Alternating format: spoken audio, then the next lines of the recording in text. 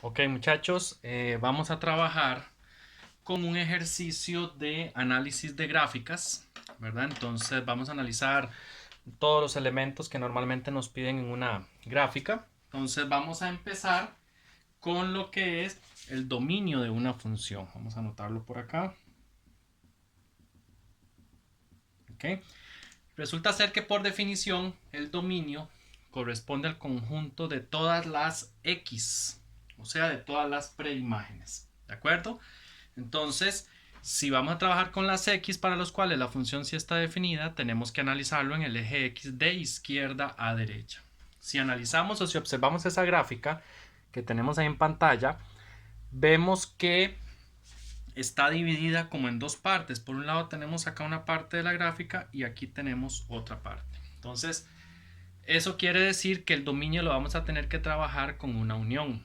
Entonces, empezamos con la primera parte, como es con respecto al eje X de izquierda a derecha, vamos a decir que el dominio, la función empieza en -7, veámoslo acá, está cerrado, y termina esa primera parte en -2. Entonces sería desde -7 hasta -2. El -2 lo vamos a poner cerrado. ¿Por qué? Aquí vemos que está abierto, pero más arriba hay una bolita donde está cerrado, lo que quiere decir que el -2 sí está siendo utilizado como parte del dominio. Si ninguna de las dos hubiera estado cerrada, entonces quiere decir que sí, este valor iría abierto, pero bueno, ahí va cerrado. Ahora vamos con unión y vamos con el dominio de la segunda parte. Entonces, acá tendríamos que el dominio de esta otra función empieza aquí, empieza en 1, cerrado, y termina en, sigue la flechita en más infinito. Bueno, ahí quedó torcido, pero ahí se entiende, ¿verdad?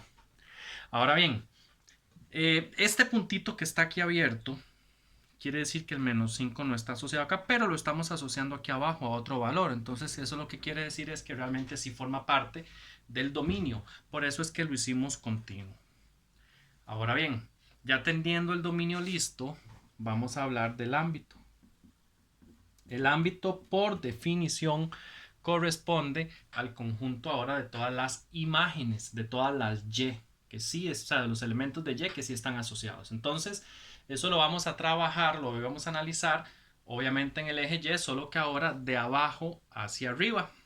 ¿Ok? Entonces, si yo analizo esta función, vean que hacia abajo no hay ninguna flecha, o sea, no viene de menos infinito, sino que empieza acá en -3.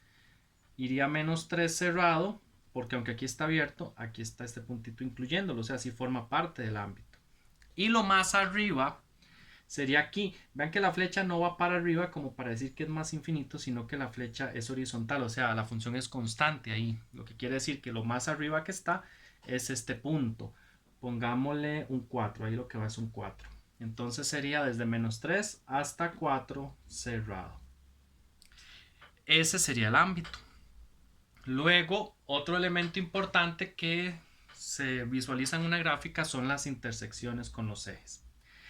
En el caso de la intersección con el eje Y, es el corte donde la función corta el eje Y siempre se escribe como el par ordenado de la forma 0, un número. Siempre en ese orden. Pero bueno, en este caso, si vemos la gráfica, la función en ningún momento corta o atraviesa al eje X, al eje Y, perdón, lo que quiere decir que intersección con el eje Y no hay. Y la intersección con el eje X, bueno, ahí pueden ser varias, de hecho hay varias. Voy a marcarlas acá. Aquí tengo una en -7, por acá tengo una en -3 y por acá tengo en 1. Y toda intersección con el eje X siempre se escribía de la forma, primero el número y luego el 0. Eso quiere decir que las intersecciones con el eje X de esa función serían -7,0, luego -3,0 y la última 1,0. Ahí tendríamos las intersecciones con los ejes. Luego, otro detalle que a veces es importante porque lo preguntan mucho es el cálculo de imágenes y preimágenes. Por ejemplo, ¿qué pasa si a mí me preguntan por la imagen de 2? Así, f de 2. Esa notación lo que me decía era que averigüe la imagen de 2. O sea que este número 2 es una x. Entonces quiere decir que yo ubico el 2 en las x y veo a ver con cuál y está asociado. Entonces en este caso vemos que el 2 de las x está asociado con el 13 quintos. Entonces sería acá 13 quintos. ¿Qué pasa si nos preguntan por la preimagen de 1?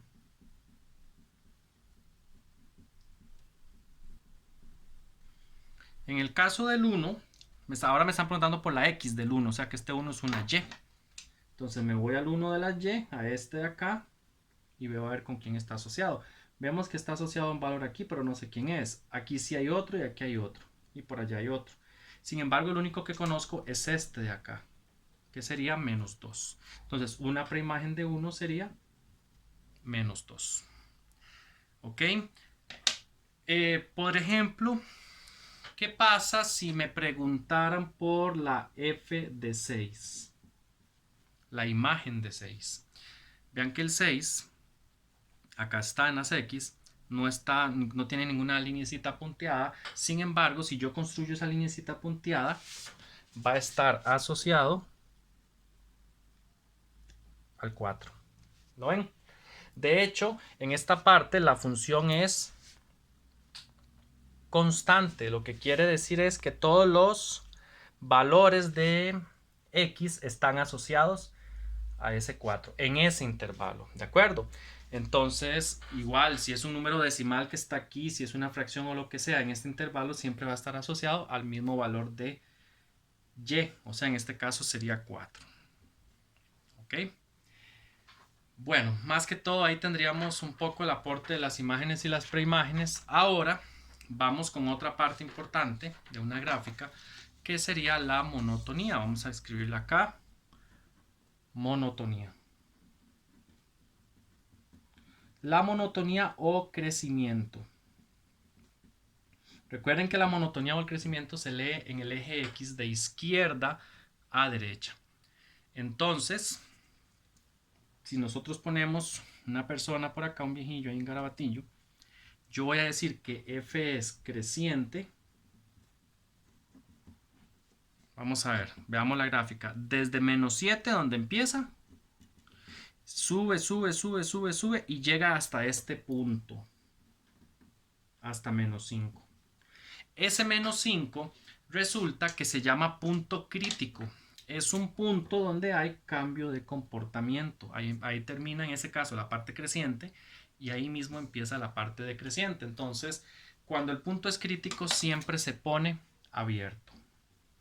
¿Ok? Entonces, en ese intervalo es creciente. Luego voy con que f es decreciente.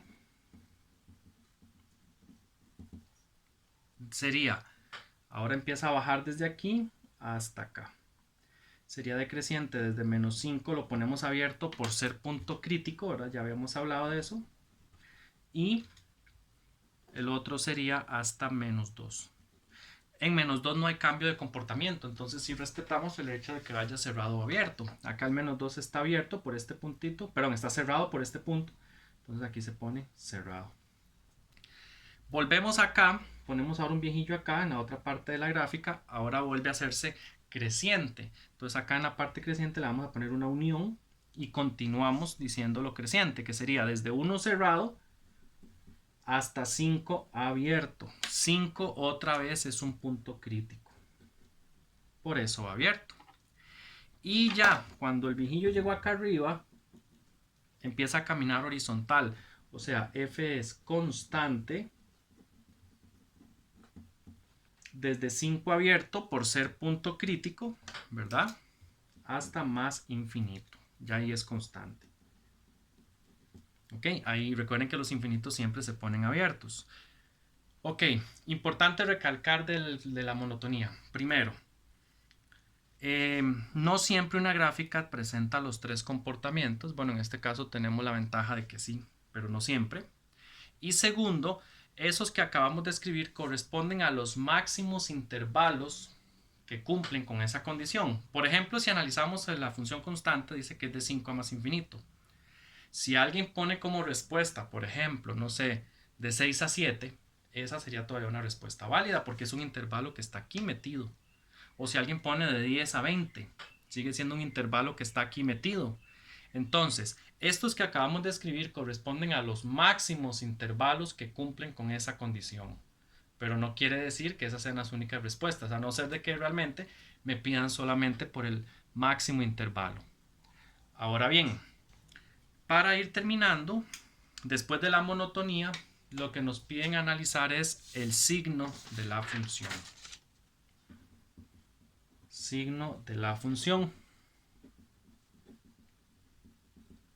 El signo corresponde, como el título lo dice, al signo de las imágenes, o sea, cuando f es mayor que 0, cuando las imágenes, las f de x son mayores que 0, o cuando las f de x son menores que 0.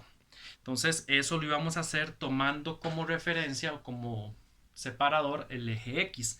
Entonces, lo que vamos a hacer es que todo lo que está del eje x para arriba, lo vamos a pintar de un color. Acá lo estoy pintando verde, el color que siempre uso. Y todo lo que va para abajo del eje X lo voy a pintar de otro color. Usemos, vamos a ver, se desacomodó o no. Usemos el color rojo.